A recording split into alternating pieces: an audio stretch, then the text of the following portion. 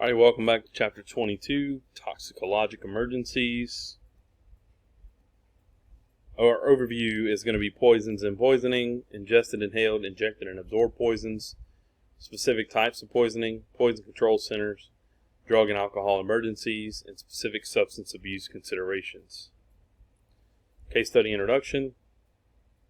EMTs Tricia Trujillo and Brian Long have just obtained a chief complaint and some preliminary information from the mother of a 2-year-old boy named John. John was found with an open container of lamp oil, and because he had the substance around his mouth, his mother believes he may have drunk some of it. John is awake and alert, and he seems a little scared at the commotion now going on in his home. What additional questions should the EMTs ask John and his mother? What information do they need about the product that may be involved? And what resource will be helpful in assisting the EMTs with treatment and transport decisions? I encourage you to pause this video, write these questions down so that you can answer them in the future. Alright, introduction. Poisoning may be accidental or intentional. Many calls to poison control centers involve children. There are special problems associated with drug and alcohol emergencies. Poisons and routes of exposure. A poison is any substance that impairs health or causes death by its chemicals. Most poisonings are accidental and involve young children. Other causes of poisoning include suicide and homicide. Toxicology is the study of toxins and antidotes. Overdose of drugs or medications is the type of poisoning. Poisons can enter the body by 4 routes. Ingestion means you swallow it. Inhalation, that means you breathe it in. Injection, through a needle. And absorption, contact to your skin. Here's ingestion, little girl drinking lamp oil. Inhalation, he's huffing some paint. Injection. And absorption through the skin. Signs and symptoms depend on the specific poison and the route of entry into the body. Always be prepared for patient deterioration in a suspected poisoning. Monitor the patient's mental status, airway, and breathing. Managing the poisoning patient. Most care for poisoning patients is supportive. Intervene in airway, breathing, oxygenation, and circulation as needed. Monitor mental status. Be prepared for vomiting. Make frequent reassessments. Antidotes. Few antidotes are available. Treatment is geared toward limiting or preventing absorption of the poison and treating signs and symptoms. Ingested poisons. Emptying of the stomach and absorption from the small intestine varies. Always determine when the substance was ingested. Commonly ingested substances, over-the-counter medications, illegal drugs, and household products and cleaning agents. Foods spoiled or underprepared, insecticides, petroleum products, plants. Common accidental ingestions, medication misuse, medication taken with alcohol. Here you go. Little Susie meddling in the cabinet under the sink. Looks like she's about to drink some bug killer.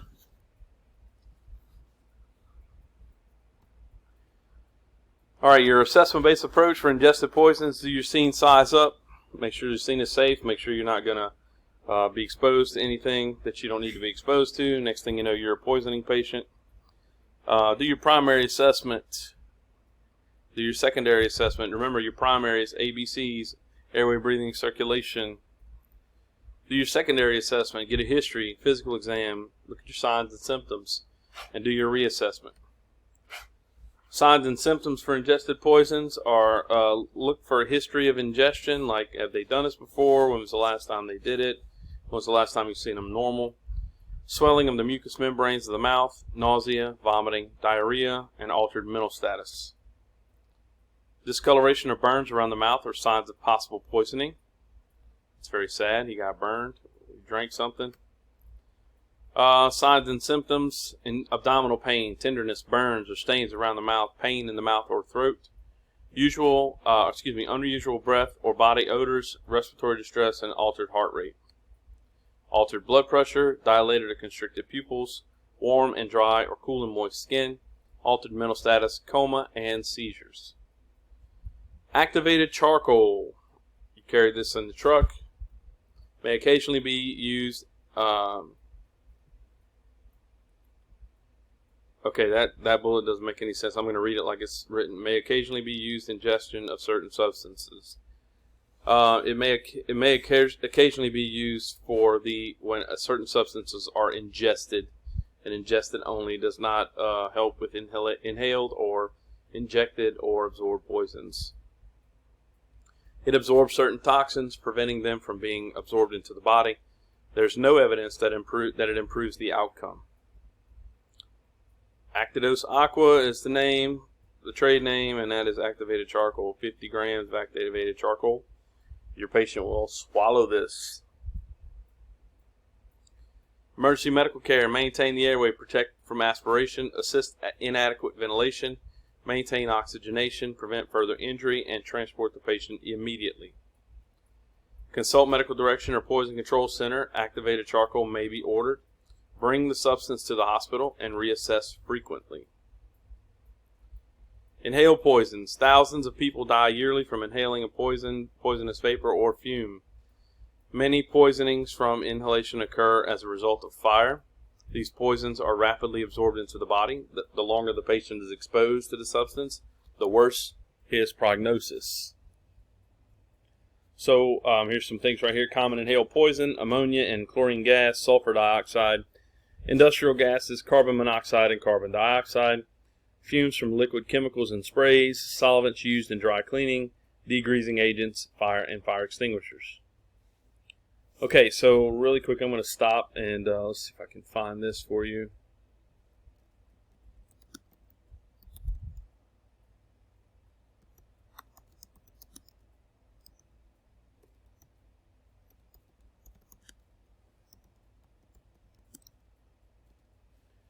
Let me see if I can't find this video.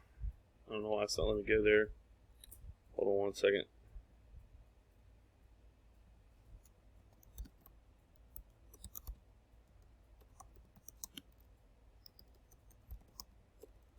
I can type. Here we go. This is a sad video, but please watch it. Okay. Evidence 1222. 1222, go ahead. Evidence 1222, I'll be 1023, this 1050. Looks like we might possibly have fire. I guess the smoke. Appears we got one victim down on the road, possibly one in the car. Okay, that's not smoke. It's anhydrous ammonia. I'll be needing some assistance. What's the ETA on fire and ambulance? 1222, Effingham, 10-4. You already see the driver of this vehicle down. 10 Monday Alma Fire Department advises ETA 5 minutes, ambulance 5 to 7 minutes. 2210-4, advise ambulance and EMS to expedite. I'll be on the car checking victims. 2210-4.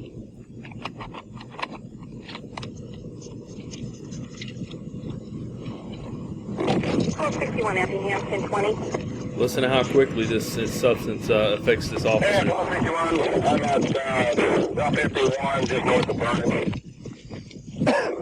Ready, hey, ready. 625 with 2022 at Dixon Gray Road. We got it. With 1053. All fire out.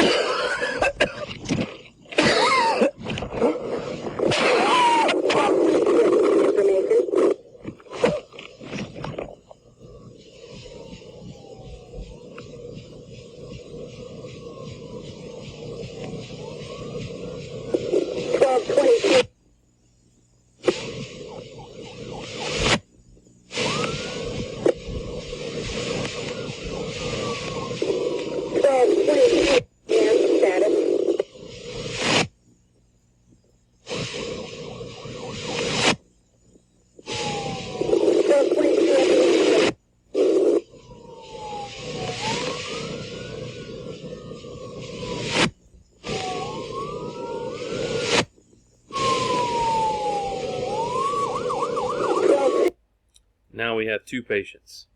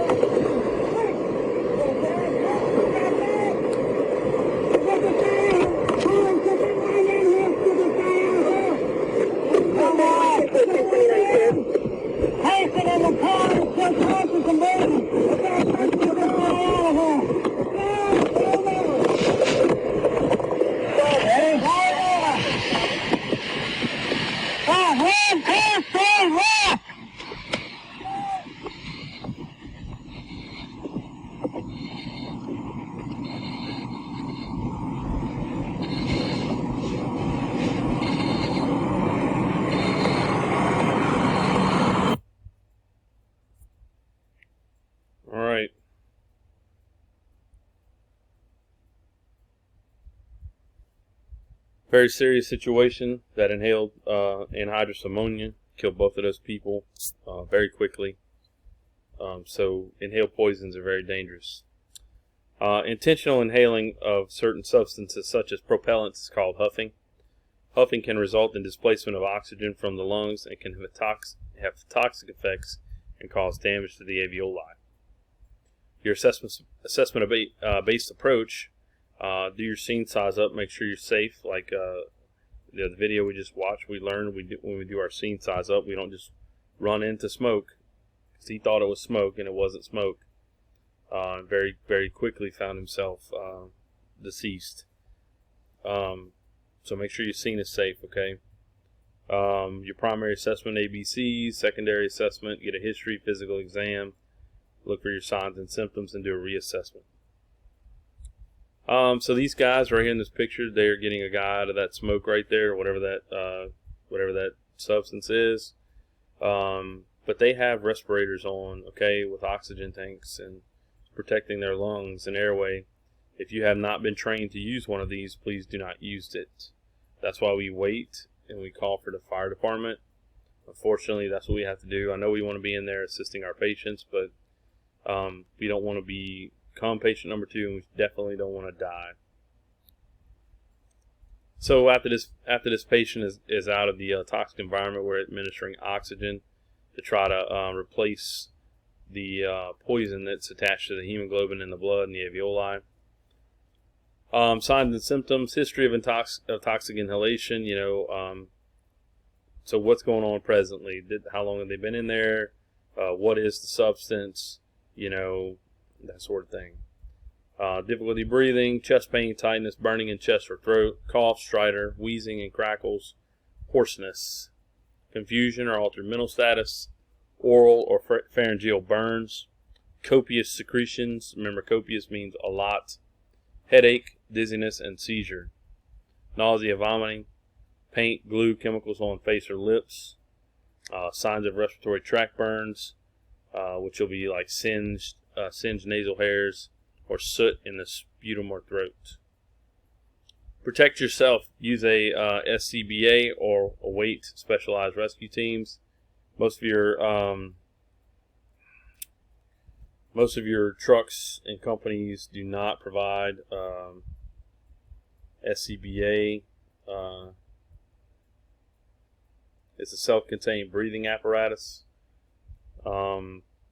With COVID-19 right now, we have the N95 respirators, but really not going to help us with those severe toxic chemicals. If you don't have one of those, await a specialized rescue team. Get the patient out of the environment. Place the patient in a position of comfort. Ensure an open airway and maintain as needed. Administer oxygen by non-rebreather mask for adequate breathing, regardless of the SpO2. Use positive pressure ventilation for inadequate breathing. Bring all information available about the substance to the receiving facility. Reassess the patient frequently. B. Alright, you have arrived at a greenhouse where there is a report of a worker inhaling a sprayed pesticide. The person who meets the ambulance urges you to hurry, stating that the patient is not responsive and seems to be having difficulty breathing. Click on the first action you should take. I'll give you a second to look. If you clicked B, you are correct. You do not yet have enough information to know if it is safe to enter the scene. You will need to know more about the exposure, how the exposure occurred, and what is the substance and how much is involved. You should consider requesting additional resources if needed to remove the patient from the area. Injected poisons. These poisons enter the body through a break in the skin. These include intentional injection of drugs and animal or insect bites or stings. The effects can be local and systemic. Anaphylaxis may occur in response to insect stings. Your assessment-based approach, scene size up. Please don't, if there's a hornet's nest or whatever, and or bees' nests, yellow jackets, wasps, whatever, and they've stung your patient, you may not be allergic, but you don't want to get stung either. So be careful. Like if it's a snake bite, you want to make sure that there's no snakes around and that sort of thing. Primary assessment, do your ABCs. Secondary assessment, get a history, physical exam, signs and symptoms, and then reassess. Rattlesnake bite. Just because a snake bites somebody doesn't mean it's going to run off, okay? So, before you barrel off into that scene for that snake bite, make sure you don't step on a rattlesnake. And if you do, don't go into an unsafe scene. So some signs and symptoms for injected poison, they're going to be dizziness, chills, fever, nausea, vomiting, euphoria, sedation, like if they've been sedated, high or low blood pressure, pupillary changes, needle tracks, and pain at the injection site, trouble breathing, abnormal skin findings, possible paralysis, swelling, and redness at the injection site. Protect yourself. Maintain the airway and be alert for vomiting. Use PPV for inadequate breathing and maintain a pulse oximeter greater than 94%. Bring all available information about the substance to the hospital. Transport rapidly and reassess. Now, if it's a snake bite, at least try to get a description of the snake. Okay? Because some snakes are not venomous, but some snakes are. So we'll talk about that. Absorb poisons. Enter through the skin or mucous membranes. Cause skin and mucous membrane irritation or burns. Risk of exposure increases daily. These poisons can cause both local skin reactions and systemic reactions. Assessment-based approach. Obviously do your scene size up. Make sure whatever's on your patient doesn't get on you. Your primary assessment, do your ABCs. Secondary, get a history, physical exam. Check your signs and symptoms and then reassess. What you'll be looking for is the history of the exposure. What happened? How did he get exposed? How long has they been exposed? Traces of liquid or powder on the skin. Skin, burns, itching, irritation, redness, or swelling. Signs and symptoms of contact with a poisonous plant. Fluid filled, oozing blisters, swelling, pain, rash, itching, and burning. While wearing gloves, remove the source of the poison and the patient's contaminated clothing. Establish and maintain an airway. Use oxygen to keep the SpO2 equal to or greater than 94%. Use positive pressure ventilation. Use PPV for inadequate breathing. Remove any residual poison from the skin as appropriate. Rinse eyes if needed. Constantly reassess and rapidly transport the patient. So there you go, little EMT's got some kind of powder on him. She's brushing the dry powder off because if we irrigate now, it's going to turn it into like a mud and it's going to get sticky. So she's brushing that powder off, and then she can irrigate that arm. Irrigate chemical burns of the eye with clean water for at least 20 minutes. If you notice in this picture, they're pouring and the water is going this way to the side of the face. Because if they were to pour and the water go to this eye, well then we're just washing the poison into that eye. Now we've contaminated both eyes. So from the center to the side of the face. Case study conclusion. Tricia and Brian began by removing John's clothes and having his mother help with rinsing him in the bathtub to remove any residue. As they do so, they examine him and monitor him for problems with his airway and breathing. The EMTs have decided to contact Poison Control Center as soon as they have collected additional information. They will include the guidance from the Poison Control in their radio report. In their radio report to medical direction. John's mother had left him alone just long enough to put a load of clothes on from the washing machine and a dryer. When she returned, she found John with an open bottle of lamp oil. She estimates that the event occurred about 15 minutes ago. The 16-ounce bottle was full and now appears to have about 1 ounce gone. It appears that most of the oil is on John's clothing, but she is uncertain whether he ingested any of it. John's mother confirms that John has not vomited, but he did have a period of coughing before the ambulance arrived. John's airway is open and his breathing is normal with clear and equal breath sounds. He is active and denies pain in his mouth, throat, or abdomen.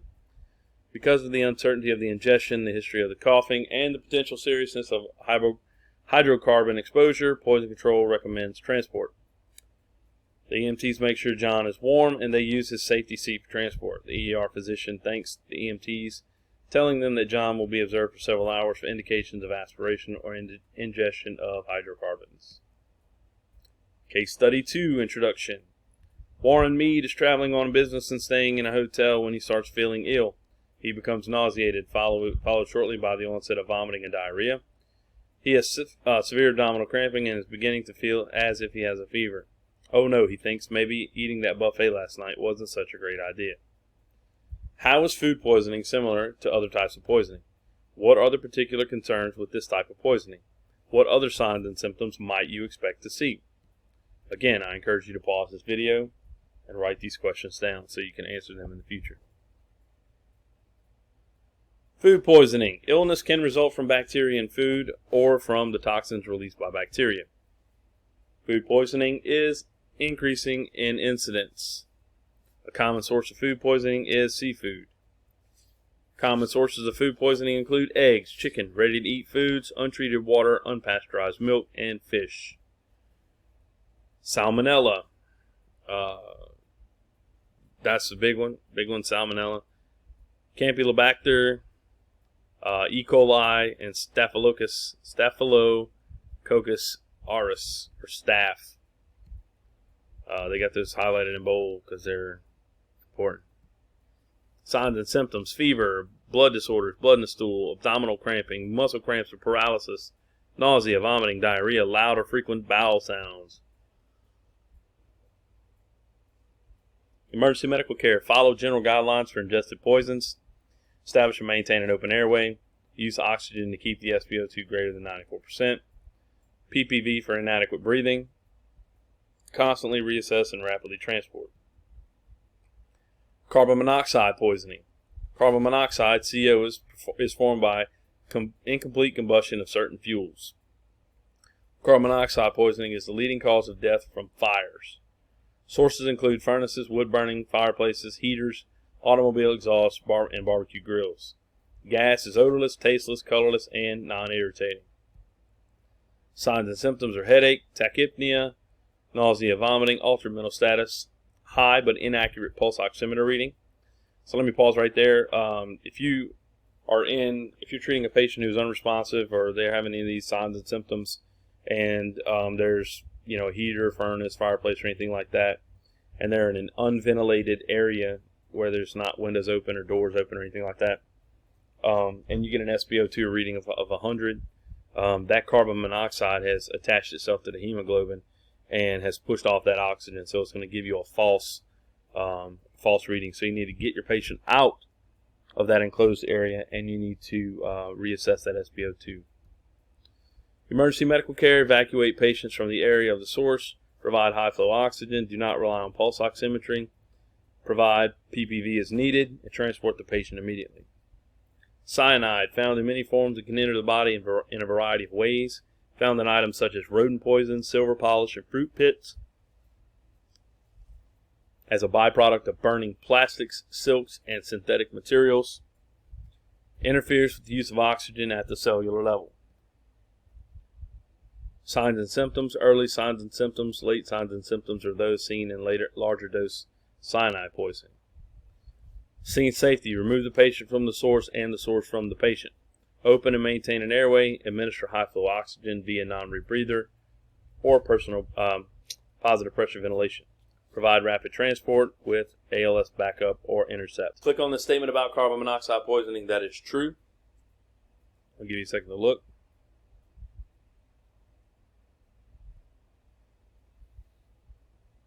Alright, if you chose C, you're correct. Carbon monoxide binds to the hemoglobin, saturating the hemoglobin molecule. Since pulse oximetry tests for hemoglobin saturation, it cannot detect the difference between saturation with oxygen and saturation with carbon monoxide. Therefore, the pulse oximetry reading will be high, despite the fact that the amount of oxygen bound to the hemoglobin is low. Acids and alkalis. Caustics are found in many household products. Caustics means they burn. They burn. Acids, low in pH, burn on contact for 1 to 2 minutes. Alkalis, high in pH, burn on contact, but sensation may be delayed and can last for hours. Signs and symptoms: burns of the mouth, lips, face, dysphagia, hoarseness, stridor, dyspnea, abdominal pain, and signs of shock. Emergency medical care. Ensure the safety of self and others. Remove contaminated clothing and decontaminate the patient.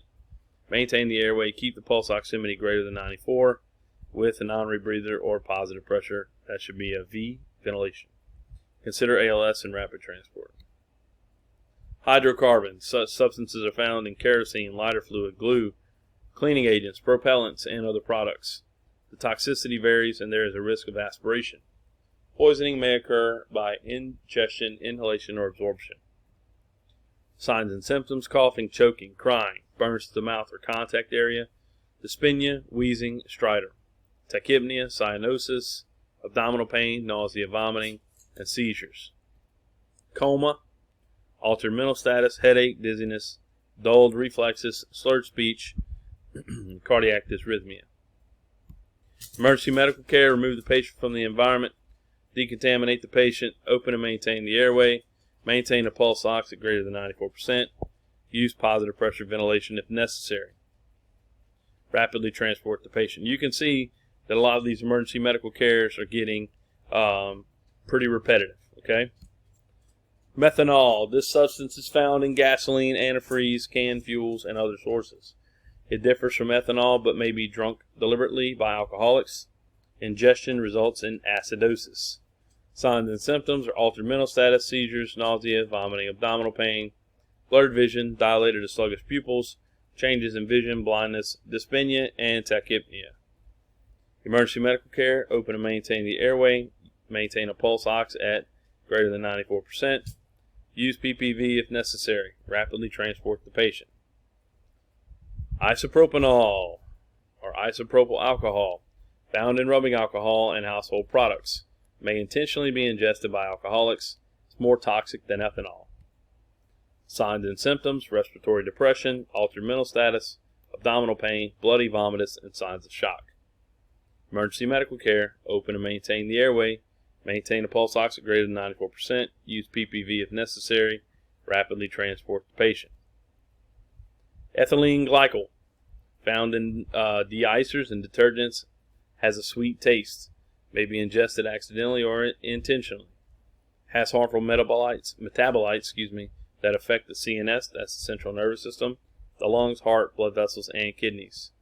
Signs and symptoms: the first stage is neurological, second stage is cardiopulmonary, third stage is renal failure. Here we go. Emergency medical care: open and maintain the airway, maintain a pulse ox greater than 94%, use PPV if necessary, and rapidly transport the patient. Poisonous plants. These plants include poison ivy, poison sumac, poison oak, as well as other plants that can cause contact dermatitis. Decontaminate the patient, deter the patient from scratching. The reason why we want to deter the patient from scratching is because scratching can spread the rash. Suicide bags and chemical suicide by toxic gas inhalation.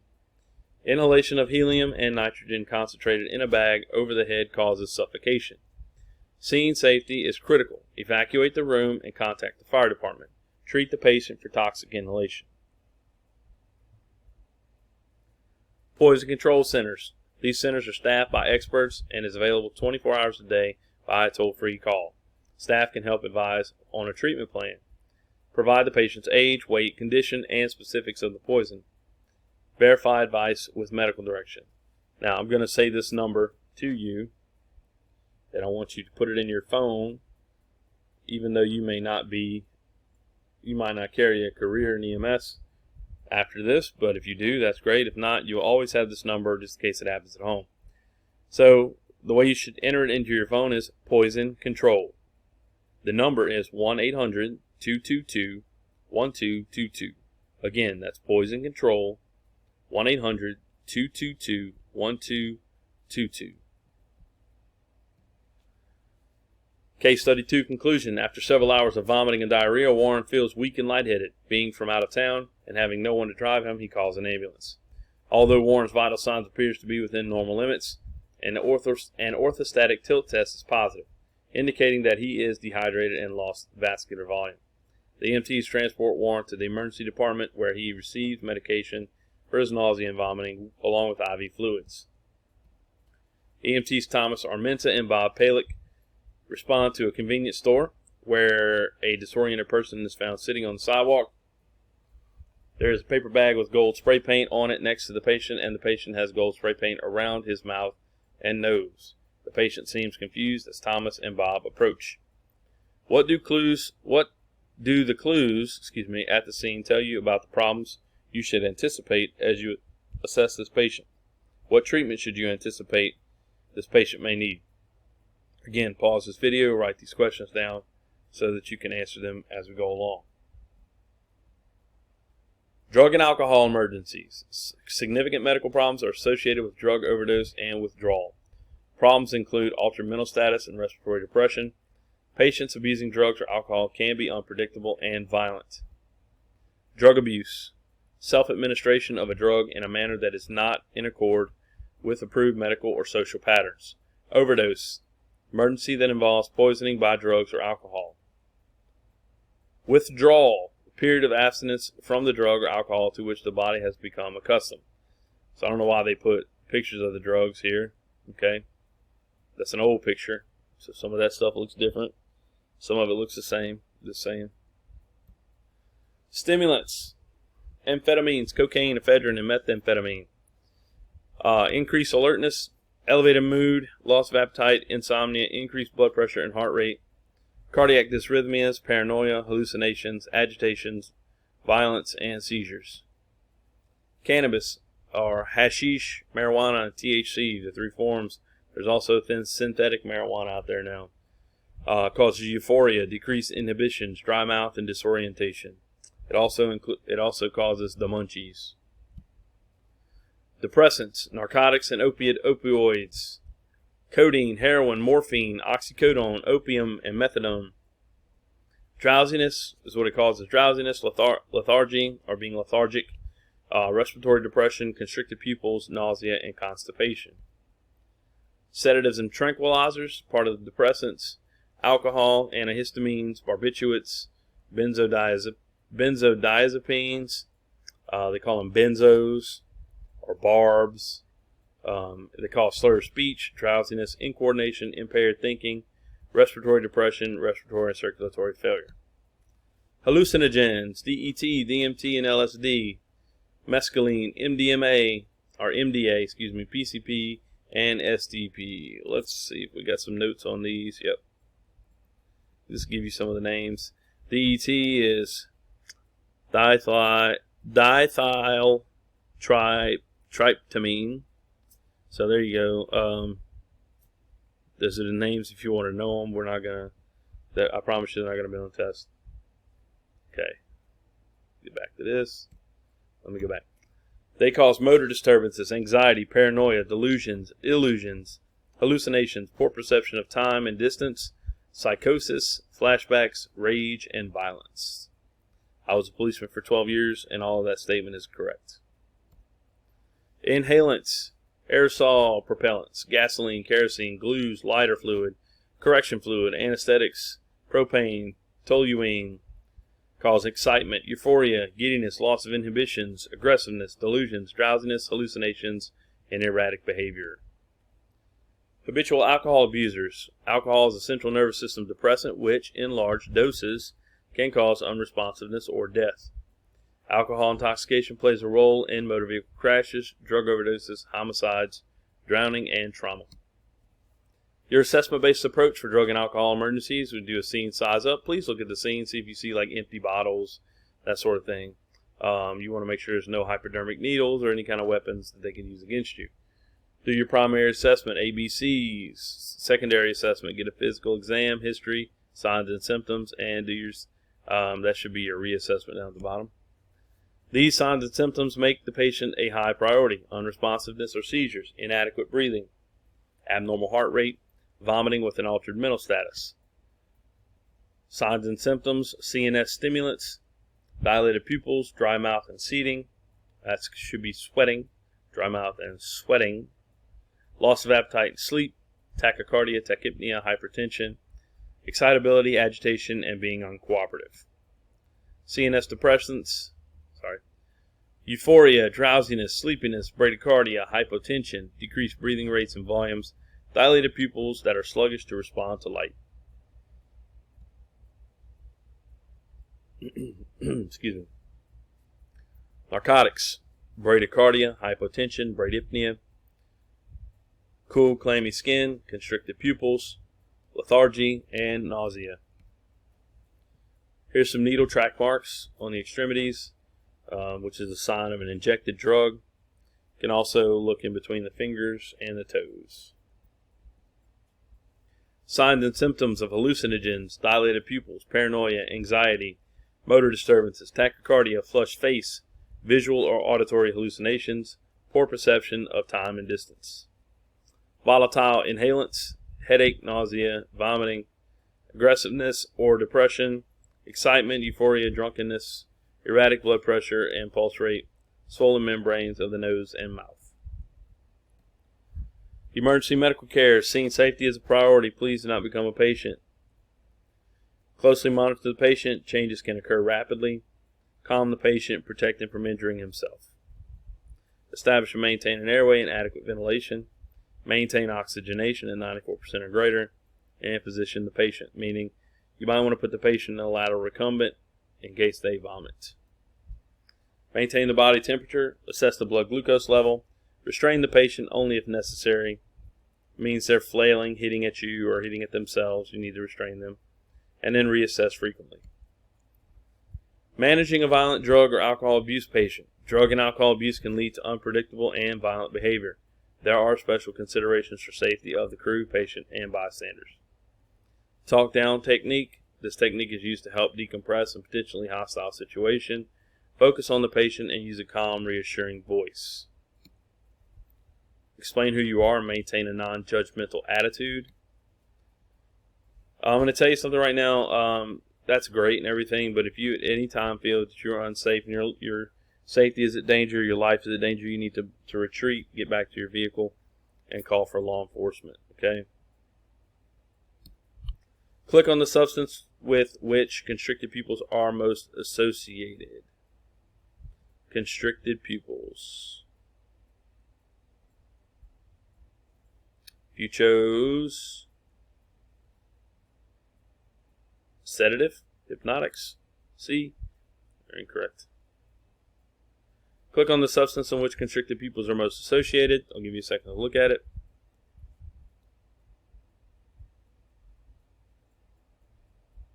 You chose methamphetamine and cocaine. Click on the substance in which constricted pupils are most associated. Give you a second to look at it. If you chose narcotics such as heroin and oxycodone, you are correct. Constricted pupils are an effect of many, but not all, narcotic drugs. Narcotics include heroin, opium, morphine, fentanyl, hydrocodone, and oxycodone. Specific substance abuse considerations. Drug withdrawal. Tolerance. Large doses are required to produce the same effects. Dependence. The patient exhibits a strong need for repeated use of the drug. Psychological dependence. The person is preoccupied with procuring the drug. Physical dependence is the absence of the drug, results in physical withdrawal effects. Drugs that produce physical dependence include narcotics, sedatives, hypnotics, barbiturates, cocaine, and marijuana. Withdrawal signs and symptoms begin with when the next dose is missed and peak 48 to 72 hours later.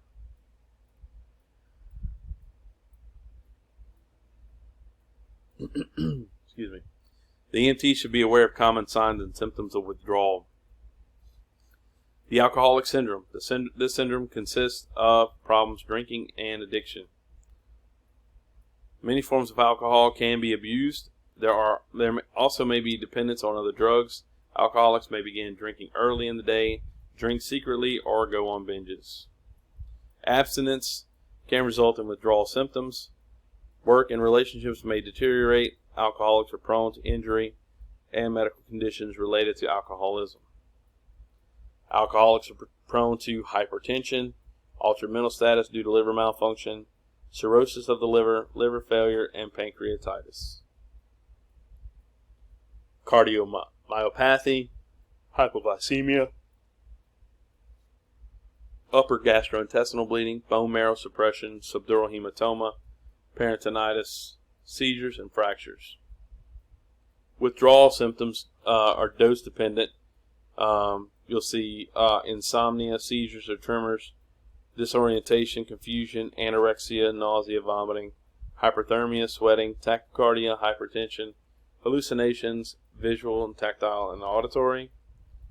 The stages of withdrawal syndrome: stage 1 occurs within 8 hours, stage 2 occurs within 8 to 72 hours, stage 3 can occur as early as 48 hours, and stage 4 can occur within 1 to 14 days after the patient's last drink. Delirium tremens, severe life-threatening complication, occurs most commonly 2 to 5 days after the last drink. The mortality rate of 5 to 15%, lasts 1 to 3 days. Let's see if they got any notes. Okay, so the last stage of alcohol withdrawal, delirium tremens, or they call them DTs, is severe, life-threatening condition with a mortality rate of approximately 5 to 15%. DTs can occur within 1 to 14 days after the patient's last drink, most commonly within 2 to 5 days. A single episode of DTs lasts between 1 to 3 days.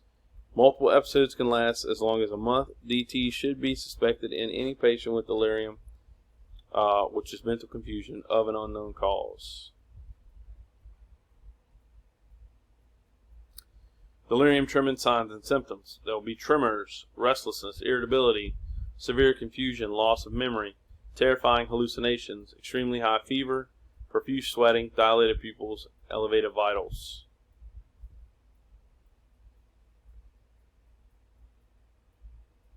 Opioids. Opioids are natural, synthetic, semi-synthetic agents that mimic morphine. Opioids are derived from opium and act on opiate receptors in the body. Heroin, a type of opioid, is increasing in abuse rates in the U.S.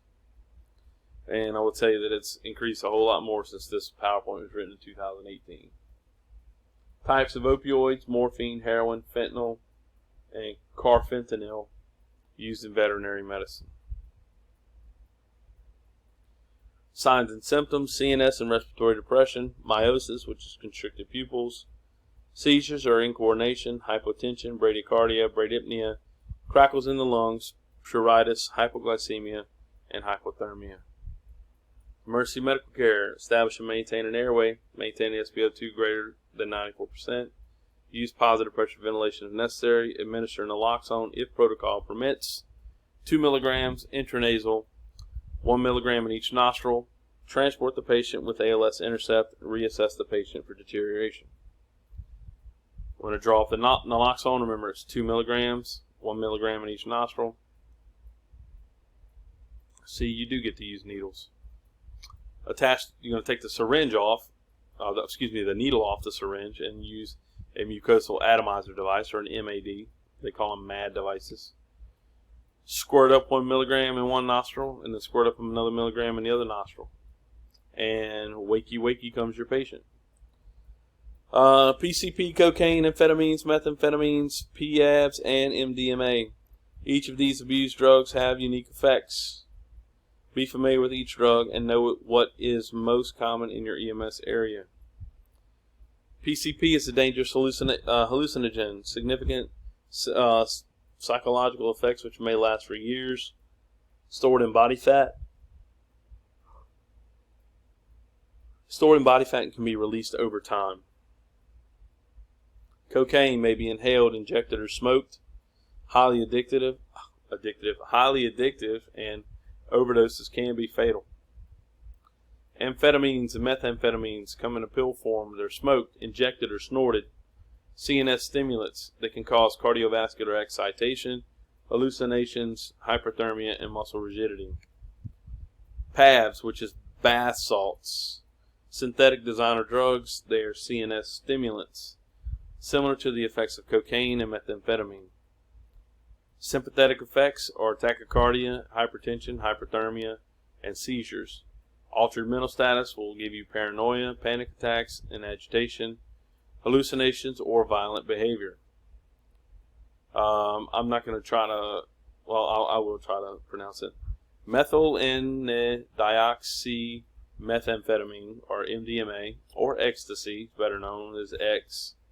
Psychoactive stimulant causing empathy, euphoria, and heightened sensation. Common to the rave culture, overdose can cause death. Stimulatory effects on the central nervous system, memory impairment. Overdose can cause intracranial hemorrhage and death. general signs and symptoms, profound central nervous system stimulatory findings, involuntary eye movements, seizures, cardiovascular and respiratory emergencies, and intracranial hemorrhage. Emergency medical care for these types of drugs. Protect yourself and your crew. Be on the lookout for combative patients. Keep the patient in a quiet, non-stimulating environment. Check for injuries and manage as for other overdoses. Tetrahydrocannabinol, THC. That's a long word. It's hard to pronounce, but it's THC. Principal psychoactive substance in cannabis. Causes feelings of euphoria. Can be smoked, vaporized, eaten, used as extract. Has limited medical applications. Legalized in 8 U.S. states. Common findings include decrease in short-term memory, dry mouth, tachycardia, decrease in blood pressure, and reddening of the eyes. Synthetic cannabinoids, chemically similar to THC of cannabis, affect the brain more powerfully than marijuana. Cannabinoid hyperemesis syndrome, recurrent nausea, vomiting, and abdominal pain and cramping. Acute episodes last 24 to 48 hours. Thought to be a result of buildup in cannabinoids in the body. Recurrent nausea, vomiting, and crampy abdominal pain lasts 24 to 48 hours. Thought to be a result. Well, we just read that.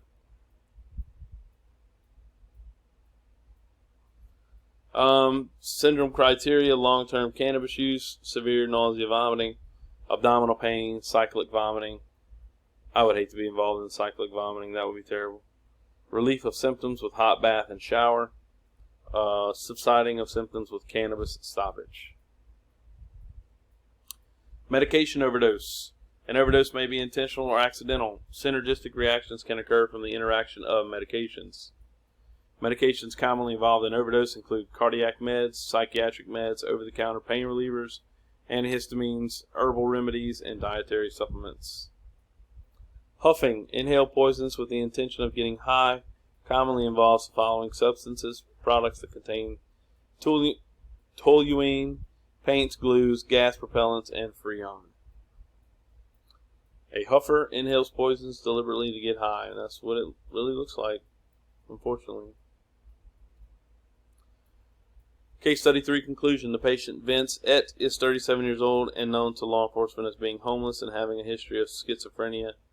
Vince is disoriented in person, place, and time. Thomas takes a set of vital signs while Bob listens to Vince's breath sounds. Bob hears scattered wheezing throughout both lungs. The heart rate is 92 with an occasional irregular beat. The blood pressure is 118/78. Respirations are 24, and the SpO2 is 95%. Despite the SpO2, the history of inhalation and wheezing make Thomas and Bob concerned about oxygenation, so they administer 4 liters per minute of oxygen by nasal cannula and frequently reassess the lung sounds and SpO2. After evaluation and treatment in the emergency department, Vince is admitted to the psychiatric unit for treatment of his schizophrenia and drug abuse. Our lesson summary: poisons can enter the body through ingestion, inhalation, ejection, or absorption. Ingestion is the most common route of poisoning. There are few antidotes for specific poisons. Care of the poisoned patient is largely supportive. Be aware of scene safety and identify the substance and, if possible, transport it with the patient. All right, we'll see you next time.